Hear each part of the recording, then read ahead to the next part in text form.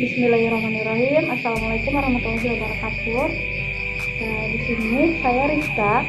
Saya akan menjelaskan tentang bimbingan kelompok. Oke, apa sih bimbingan kelompok itu? Sebelum saya menjelaskan bimbingan kelompok, saya akan menjelaskan terlebih dahulu poin-poin yang akan saya jelaskan. Yang pertama yaitu pengertian bimbingan kelompok. Yang kedua yaitu tentang tujuan bimbingan kelompok. Selanjutnya yaitu tahapan-tahapannya, kemudian teknis dan komponen apa saja yang ada dalam bimbingan kelompok, kemudian yang terakhir adalah pendekatan yang digunakan. Bimbingan kelompok adalah suatu layanan bimbingan dan konseling yang dilakukan oleh sekelompok orang dengan memanfaatkan dinamika kelompok. Nah, tujuannya apa? Tujuan dari bimbingan kelompok menurut Prayitno itu ada dua. Yang pertama yaitu tujuan secara umum. Tujuan secara umum ini maksudnya untuk berkembangnya kemampuan sosialisasi anggota, lebih khususnya kemampuan dalam berkomunikasi. Selanjutnya yaitu tujuan khusus, yaitu bermaksud untuk membahas topik-topik yang terkini. Maksudnya bagaimana? Topik-topik yang sedang hangat diperbincangkan atau sedang trending, kemudian menjadi pusat perhatian peserta juga. Baik, selanjutnya yaitu tahap-tahap dalam bimbingan kelompok. Yang pertama itu ada tentang tahap pembentukan. Yang kedua yaitu tentang tahap peralihan. Yang ketiga yaitu tentang tahap kegiatan, dan terakhir yaitu tahap pengakhiran. Dalam tahap pembentukan ini berisikan tentang pemimpin kelompok mengucapkan ucapan terima kasih kepada anggota kelompok. Kemudian memasuki tahap perkenalan. Semua anggota memperkenalkan dirinya. Nah, dalam tahap pembentukan ini yaitu tujuannya untuk menumbuhkan suasana kelompok. Dilanjutkan dengan melakukan penstrukturan sederhana. Pemimpin kelompok menjelaskan apa itu bimbingan kelompok, kemudian apa saja asas-asas yang digunakan dalam bimbingan kelompok. Nah, setelah itu ada tentang komponen-komponen yang harus dijelaskan oleh pemimpin kelompok. Tak lupa topik yang akan dibahas. Setelah tahap pembentukan dilanjutkan dengan tahap peralihan. Tahap peralihan ini yaitu jembatan antara tahap 1 menuju ke tahap ketiga. Nah, biasanya dalam tahap ini pemimpin kelompok meminta anggota untuk memimpin doa. Selanjutnya kegiatan dilanjutkan dengan pemberian games.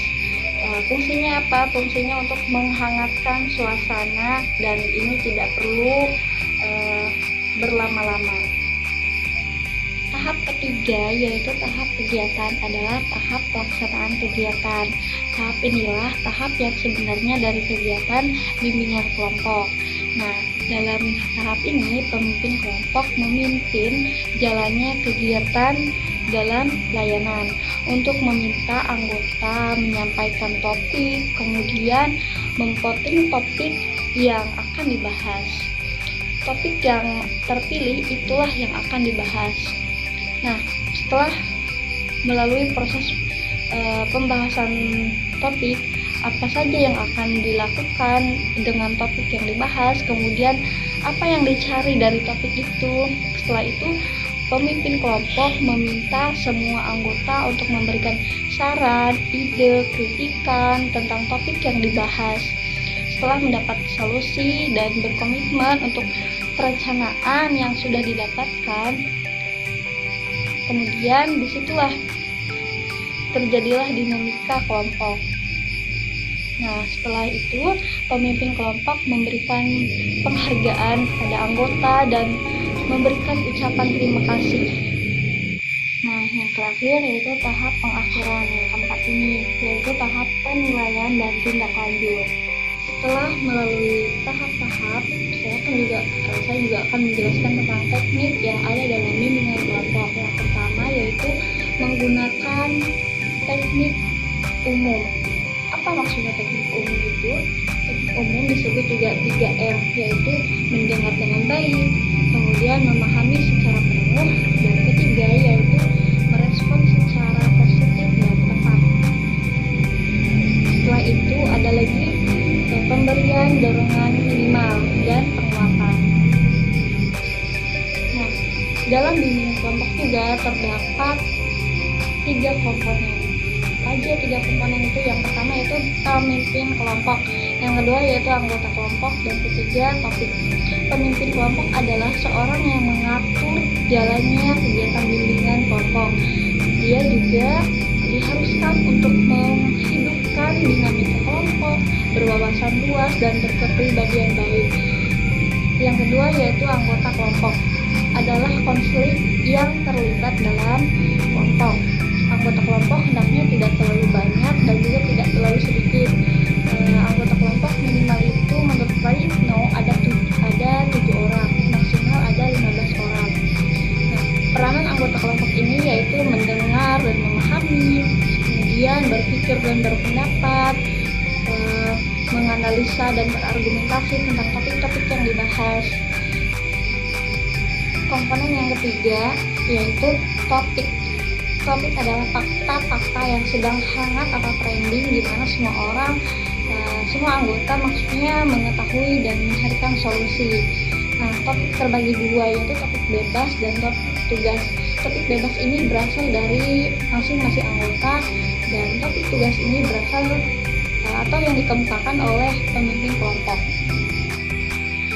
Nah, baiklah, dalam bimbingan kelompok juga terdapat pendekatan-pendekatan yang dapat digunakan, yaitu tentang client center, yaitu metode perawatan psikis yang dilakukan secara berdialog dengan konselor dan klien agar tercapai gambaran yang serasi antara ideal self dengan actual self. Yang kedua yaitu pendekatan behavior, yaitu lebih menekankan pada perilaku yang dapat dilihat dan dapat diukur. Yang ketiga yaitu pendekatan humanistik, yaitu pendekatan yang berfokus pada potensi manusia untuk mencari dan menemukan kemampuan yang mereka punya dan mengembangkan kemampuan yang mereka miliki. Nah, yang terakhir yaitu pendekatan realita, yaitu menitik beratkan pada realita individu secara rasional. Nah, itulah teman-teman yang sudah saya paparkan, semoga bermanfaat. Terima kasih sudah menyaksikan video ini. Sampai jumpa.